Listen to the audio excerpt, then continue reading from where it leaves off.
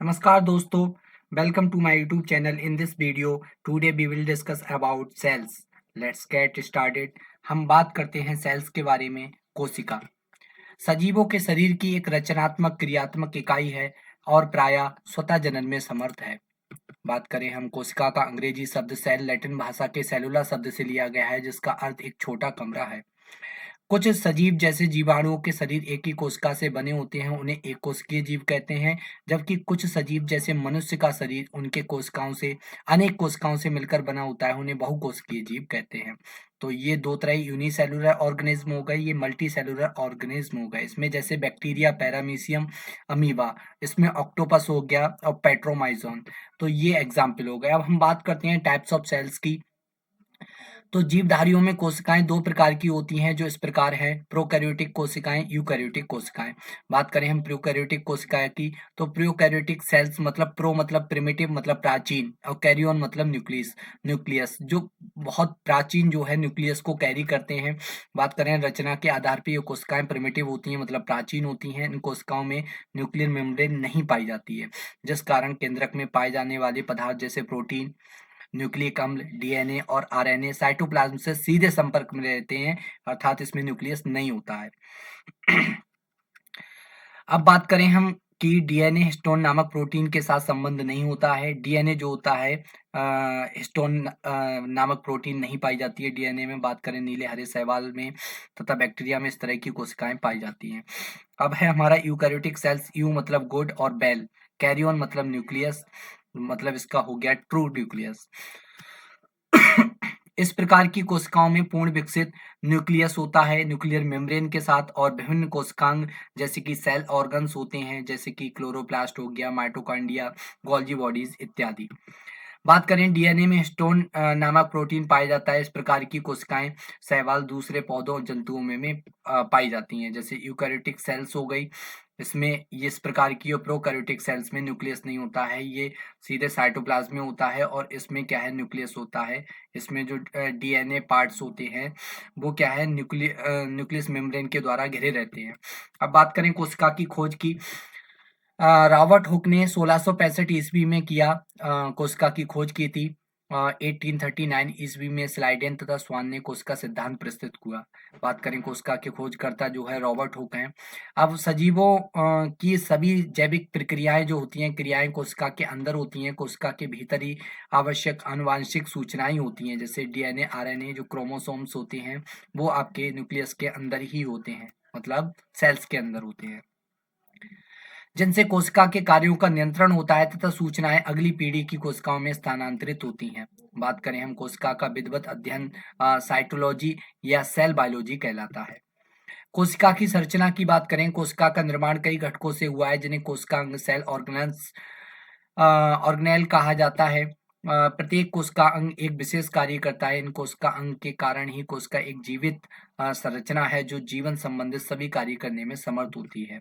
जीवों के सभी प्रकार की कोशिकाओं में एक ही प्रकार के कोशिका अंग पाए जाते हैं। अध्ययन की सुगमता की दृष्टि से कोशिका को तीन भागों में बांटा जा सकता है: सेल मेम्ब्रेन मतलब जिसे कोशिका झिल्ली कहते हैं, साइटोप्लाज्म जिसे कोशिका द्रव कहते हैं, और न्यूक्लियस जिसे केंद्रक कहते हैं। अब हम एक एक एक करके हम इन सबको जानने की कोशिश करेंगे। तो ये जो है कोशिका है, ये एनिमल सेल्स है, जिसके अंदर ये पहला है सेल मेम्ब्रेन। जो बाहरी जो परत है इसको हम सेल मेम्ब्रेन कहते हैं, इस वाली को। उसके बाद है हमारा साइटोप्लाज्म, जो अंदर लिक्विड पाया जाता है उसको हम साइटोप्लाज्म कहते हैं, जिसे कोशिका द्रव कहते हैं, और जो अंदर न्यूक्लियस पाया जाता है इसको हम कहते हैं केंद्रक। बात करें न्यूक्लियस यानी अर्थात केंद्रक एवं कोशिका द्रव साइटोप्लाज्म को सम्मिलित रूप से जीव द्रव प्रोटोप्लाज्म कहा जाता है। इसको हम कहेंगे साइटोप्लाज्म, और इस वाले जीव द्रव को, और जो न्यूक्लियस के अंदर जीव द्रव है, इस दोनों को मिलाकर हम कहेंगे प्रोटोप्लाज्म। बात करें सेल वॉल की, तो जो सेल वॉल होती है प्लांट्स में पाई जाती है केवल। तो जो सेल मेम्ब्रेन होती है, सेल मेम्ब्रेन के चारों तरफ जो होती है एक बॉल्स पाई जाती है, जैसे हम सेल बॉल कहते हैं। पादप कोशिकाएं प्लांट सेल चारों ओर एक मोटे और कड़े आवरण से घिरी रहती हैं। इसी आवरण को हम कोशिका भित्ति कहा जाता है। बात करें यह अर्धपारगम सेमी परमिएबल होती है। यह पादप कोशिकाओं को एक निश्चित रूप प्रदान करती है। यह कोशिका झिल्ली की रक्षा करती है तथा कोशिका को सूखने से बचाती है। बात करें हम सेल मेम्ब्रेन की, तो सेल मेम्ब्रेन जो होती है प्रत्येक कोशिका के सबसे बाहर चारों ओर एक बहुत पतली, मुलायम और लचीली झिल्ली होती है, जिसे कोशिका झिल्ली या प्लाज्मा झिल्ली या प्लाज्मा मेम्ब्रेन कहते हैं इसको हम। तो जैसे ये हमारी सेल्स है, ये एनिमल सेल्स है, ये प्लांट सेल्स है। ये जो है, इसको हम क्या कहेंगे, इसको हम सेल मेम्ब्रेन कहते हैं, और ये हमारी सेल वॉल होती है प्लांट सेल के अंदर। बात करें, यह झिल्ली जीवित और अर्धपारगम्य सेमी परमिएबल होती है, चूंकि इस झिल्ली द्वारा कुछ पदार्थी अंदर तथा बाहर आ जा सकते हैं, सभी पदार्थ नहीं। अतः इसको चयनात्मक पारगम्य झिल्ली मतलब सेलेक्टिवली परमिएबल मेम्ब्रेन भी कहते हैं। हम बात करें इलेक्ट्रॉन सूक्ष्मदर्शी में, यह एक दोहरी झिल्ली के रूप में दिखलाई पड़ती है, जिससे बीच बीच में अनेक छिद्र मौजूद होते हैं। कोशिका झिल्ली लिपिड और प्रोटीन की बनी होती है। इसमें दो परत प्रोटीन तथा इनके बीच में एक परत लिपिड का रहता है। तो ये हमारी क्या है, ये हमारी जो सेल मेम्ब्रेन होती है उसका स्ट्रक्चर है। तो ये फास्फोलिपिड के अणु होते हैं, उसके बाद ये इंट्रीगल प्रोटीन के अणु धसे रहते हैं, फिर ग्लाइकोलिपिड हो गई, उसके बाद ये ग्लाइको प्रोटीन होती है, ये पेरिफेरल प्रोटीन होती है, जिसके द्वारा ये लेयर्स का निर्माण होता है, सेल मेम्ब्रेन का निर्माण होता है। अब हम बात करते हैं साइटोप्लाज्म की, तो जीव द्रव का वह भाग, प्रोटोप्लाज्म का वह भाग जो केंद्रक एवं कोशिका भित्ति के बीच पाया जाता है, मतलब केंद्रक के अंदर भी जो प्लाज्म होता है, द्रव होता है, और जो सेल के अंदर भी द्रव होता है, तो उसको हम कहते हैं प्रोटोप्लाज्म। तो उसे हम कोशिका द्रव कहा जाता है। इसमें अनेक कार्बनिक पदार्थ, कार्बोहाइड्रेट, प्रोटीन व वसा तथा अकार्बनिक पदार्थ जैसे खनिज, लवण एवं जल होते हैं। बात करें, कोशिका द्रव एक बहुत गाढ़ा पारभासी ट्रांसलूसेंट एवं चिपचिपा पदार्थ है। इसमें अनेक रचनाएं उपस्थित होती हैं, जिनके अलग अलग कार्य होते हैं। रचनाओं को हम कोशिकांग या सेल ऑर्गेनेल कहते हैं। हम इनकी संरचना जल एवं कार्बनिक तथा अकार्बनिक ठोस पदार्थों से हुई है। इसमें अनेक रचनाएं पाई जाती हैं। इलेक्ट्रॉन सूक्ष्मदर्शी में सभी कोशिका अंग को स्पष्ट देखा जा सकता है। तो ये हमारी सेल मेम्ब्रेन होती है, इसके अंदर जो अंग पाए जाते हैं उसको हम कोशिका अंग कहते हैं। बात करते हैं कोशिका द्रव में उपस्थित कोशिका अंग कौन से होते हैं। तो ये जैसे एंडोप्लाज्मिक रेटिकुलम हो गया, ribosome, lysosome, mitochondria, plastid, vacuole और सेंट्रोसोम, गोल्जी बॉडी, ये सब हमारे ऑर्गन्स जो होते हैं जो सेल्स के अंदर पाए जाते हैं। अब हम पहला पढ़ते हैं एंडोप्लाज्मिक रेटिकुलम। तो जंतु एवं पादप कोशिकाओं के कोशिका द्रव में अत्यंत सूक्ष्म शाखित झिल्लीदार अनियमित नलिकाओं का घना जाल होता है। इस जालिका को अंतःप्रद्रवी जालिका कहते हैं, लाइपोप्रोटीन की बनी होती है। अंतःप्रद्रवी जालिका दो प्रकार की होती है, एक होती है चिकनी अंतःप्रद्रवी जालिका मतलब स्मूथ एंडोप्लाज्मिक रेटिकुलम, दूसरी होती है रफ एंडोप्लाज्मिक रेटिकुलम मतलब खुरदरी अंतःप्रद्रवी जालिका। बात करते हैं चिकनी वाली, जो इस प्रकार की अंतःप्रद्रवी जालिका की झिल्ली चिकनी होती है, इसकी सतह पर राइबोसोम नहीं पाए जाते हैं। चिकनी अंतःप्रद्रवी जालिका वसा एवं कोलेस्ट्रेल संश्लेषण में भाग लेती है। अब हम बात करते हैं, इस प्रकार की अंतःप्रद्रवी जालिका की बाहरी झिल्ली के ऊपर छोटे छोटे कण पाए जाते हैं, जिन्हें हम राइबोसोम कहते हैं। ये प्रोटीन संश्लेषण का कार्य करते हैं। राइबोसोम जो होते हैं प्रोटीन संश्लेषण में हेल्प करते हैं। अब हम बात करते हैं खुरदरी अंतःप्रद्रवी जालिका प्रोटीन संश्लेषण में मदद करते हैं। तो ये क्या है, एंडोप्लाज्मिक रेटिकुलम, ये न्यूक्लियस का ये डायग्राम है। उसके बाद ये जो साइड में होता है ये एंडोप्लाज्मिक रेटिकुलम होता है। ये क्या है, छोटे छोटे जो होते हैं इन पर राइबोसोम चिपके हुए होते हैं। तो इस बाहरी हम परत को कहते हैं रफ एंडोप्लाज्मिक रेटिकुलम, और जो अंदर वाली होती है इसको हम कहते हैं स्मूथ एंडोप्लाज्मिक रेटिकुलम। बात करें हम राइबोसोम्स की, तो इसकी खोज 1955 ईस्वी में पैलेट ने की थी।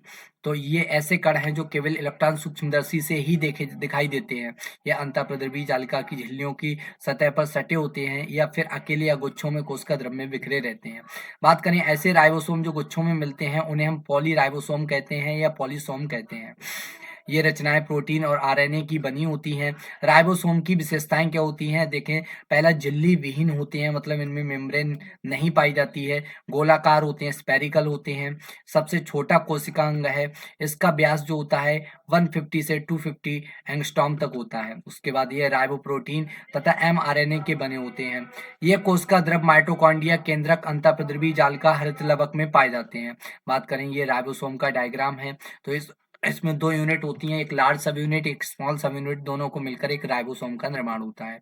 बात करें हम लाइसोसोम की, तो ये लाइसोसोम का डायग्राम है जिसके अंदर मेम्ब्रेन पाई जाती है और इसके अंदर एंजाइम्स होते हैं। अब हम बात करते हैं लाइसोसोम शब्द ग्रीक भाषा के 2 शब्दों लाइसो तथा सोमा से बना है। लाइसो का अर्थ होता है पाचक तथा सोमा का अर्थ होता है काय, यानी लाइसोसोम का अर्थ हो गया पाचक काय या लैन काय। लाइसोसोम की खोज जो होती है डी डवे ने की थी और एलेक्स नोविकॉफ ने इलेक्ट्रॉन माइक्रोस्कोप के द्वारा कोशिका में लाइसोसोम को देखा और इसे लाइसोसोम का नाम दिया। यह एक झिल्ली आवंद कोशिका है जिसमें प्रचुर मात्रा में अम्लीय हाइड्रोलेज एंजाइम पाए जाते हैं। इसके अंदर एंजाइम्स होते हैं जो सभी प्रकार की जैविक मौलिक यानी कार्बोहाइड्रेट, प्रोटीन, लिपिड और न्यूक्लिक अम्लों का पाचन करने में ये हेल्प करते हैं। बात करें हम माइटोकॉन्ड्रिया की, तो इसकी खोज होती है 1890 में अल्टमैन नामक वैज्ञानिक ने की थी। ये कोशिका द्रव में पाई जाने वाली बहुत महत्वपूर्ण रचना है जो कोशिका द्रव में बिखरी रहती है। बात करें हम अल्टमैन ने इसे बायोब्लास्ट तथा बेंडा ने माइटोकॉन्ड्रिया कहा था। बात करें हम इसका आकार और आकृति परिवर्तनशील होती है। इसमें कोशिकीय श्वसन सेलुलर रेस्पिरेशन होता है, जो हम सांस लेते हैं उसके द्वारा जो ऑक्सीजन ग्रहण की जाती है, ऑक्सीजन ब्लड के माध्यम से सेल्स तक आती है, जिसमें सेल्स के द्वारा जो ऑक्सीजन की कंजप्शन किया जाता है, यूज की जाती है। बात करें हम इसमें एटीपी का संश्लेषण, एटीपी प्रोडक्शन होता है, एटीपी का भंडारण, एटीपी स्टोरेज और ट्रांसपोर्ट होता है।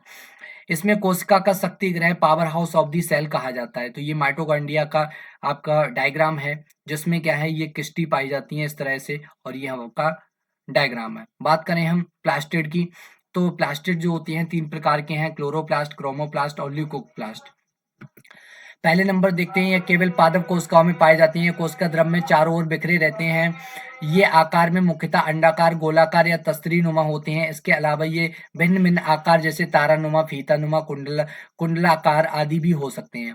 बात करें ये 3 प्रकार के होते हैं। पहला है ल्यूकोप्लास्ट, क्रोमोप्लास्ट, क्लोरोप्लास्ट। अब हम पहले बात करते हैं जो ल्यूकोप्लास्ट हैं, यह स्टार्च कड़काव एवं तेल बिंदु को बनाने एवं संग्रहित करने हेतु उत्तरदायी होते हैं, अर्थात जो फैट मॉलिक्यूल्स होते हैं उनको स्टोरेज करने में ये उत्तरदायी होते हैं। दूसरा है आपका ये पौधों के रंगीन भाग जैसे पुष्प, फल, वित्ती, बीज आदि में पाए जाते हैं। तो जो पुष्प में अलग अलग कलर होते हैं वो इनके द्वारा, क्रोमोप्लास्ट के द्वारा आते हैं। बात करें क्लोरोप्लास्ट, पौधों के लिए हरित लवक बहुत ही महत्वपूर्ण कोशिकीय संरचना है क्योंकि इसी में मौजूद वर्णकों क्लोरोफिल की सहायता से प्रकाश संश्लेषण की क्रिया संपन्न होती है। अब बात करते हैं हम वैक्यूल्स की, तो वैक्यूल्स जो होते हैं ये डायग्राम में इस तरह से ये दिख रहा है, ये वैक्यूल्स हैं। कोशिका की रसधानियां मतलब वैक्यूल चारों ओर से एक अर्धपारगम झिल्ली से घिरी रहती हैं जिसे हम टोनोप्लास्ट कहते हैं। बात करें रसधानियां छोटी अथवा बड़ी हो सकती हैं। रसधानियों के अंदर ठोस या तरल पदार्थ भरा रहता है। जंतु कोशिकाओं में रसधानियां छोटी होती हैं जबकि पादप कोशिकाओं में ये बहुत बड़ी होती हैं। बात करें हम तारक काय की, सेंट्रोसोम की, तो सेंट्रोसोम जो होती हैं इस प्रकार इनकी संरचना होती है। इसकी खोज 1888 ईस्वी में बोवेरी ने की थी। ये केवल जंतु कोशिकाओं में पाया जाता है। बात करें यह एक बेलन जैसी संरचना के रूप में रचना में होता है। तारक काय कोशिका विभाजन के दौरान ध्रुवों का निर्धारण करता है। बात करें गोल्जी बॉडी की, गोल्जी काय कहते हैं जिसको, तो इस तरह से ये वाली संरचना होती है गोल्जी बॉडी की जो ये डायग्राम के अंदर ये दिख रही है। बात करते हैं इसको, पहली बार तंत्रिका कोशिका में केंद्रक के पास कैम्लियो गोल्जी ने देखा। उनके नाम पर इस संरचना को गोल्जी काय का नाम दिया गया। इसकी संरचना में निम्न घटक दिखाई देते हैं, कौन से? एक है सिस्टर्नी, ट्यूबवेल्स और वेसिकल्स, ये जो हैं इसके अंदर दिखाई देते हैं। अब बात करते हैं हम गोल्जी काय के चारों ओर कोशिका द्रव के विभिन्न कोशिकांग जैसे राइबोसोम, माइटोकॉन्ड्रिया, क्लोरोप्लास्ट आदि दुर्लभ या अनुपस्थित होते हैं, ये नहीं दिखाई देते हैं, इसलिए इसे बहिष्करण का क्षेत्र कहते हैं। बात करें हम केंद्रक की, तो जो केंद्रक जो होता है बहुत महत्वपूर्ण भाग होता है। बात करें कोशिका में केंद्रक की खोज 1831 ईस्वी में रॉबर्ट ब्राउन ने की थी। कोशिका द्रव के बीच में एक बड़ी गोल एवं गाढ़ी संरचना पाई जाती है जिसे हम केंद्रक कहते हैं। इसके चारों दोहरे परत की एक झिल्ली होती है जिसे केंद्रक कला यानी कि सेल मेम्ब्रेन या केंद्रक झिल्ली, न्यूक्लियर मेम्ब्रेन कहते हैं। अब हम बात करते हैं, प्रत्येक जीवित कोशिकाओं में प्राय एक केंद्रक पाया जाता है, लेकिन कुछ कोशिकाओं में एक से अधिक केंद्रक पाए जाते हैं। केंद्रक के अंदर गाढ़ा अर्ध तरल द्रव भरा रहता है जिसे केंद्रक द्रव कहते हैं। बात करते हैं केंद्रक द्रव में महीन धागों की जाल जैसी रचना पाई जाती है जिसे क्रोमेटिन जालिका कहते हैं। अब हम बात करें, ये डीऑक्सी राइबो न्यूक्लिक अम्ल अर्थात डीएनए एवं प्रोटीन के बने होते हैं। डीएनए आनुवांशिक लक्षणों को एक पीढ़ी से दूसरी पीढ़ी तक ले जाते हैं। कोशिका विभाजन के समय क्रोमेटिन जालिका के धागे अलग होकर कई छोटी और मोटी छड़ जैसी संरचना में परिवर्तित हो जाते हैं। इसे गुणसूत्र अर्थात क्रोमोसोम्स कहते हैं। तो ये जो है हमारा न्यूक्लियस है, ये हमारी सेल्स है जिसके अंदर ये न्यूक्लियस पाया जाता है, जिसके अंदर क्रोमोसोम्स होते हैं और इन क्रोमोसोम्स में पाए जाते हैं जीन्स। अब हम बात करते हैं डीएनए अणु में कोशिका के निर्माण एवं संगठन की सभी आवश्यक सूचनाएं होती हैं। डीएनए के क्रियात्मक खंड को जीन कहते हैं, अतः डीएनए को आनुवांशिक पदार्थ तथा जीन को आनुवांशिक इकाई हेरिडिटी यूनिट कहते हैं।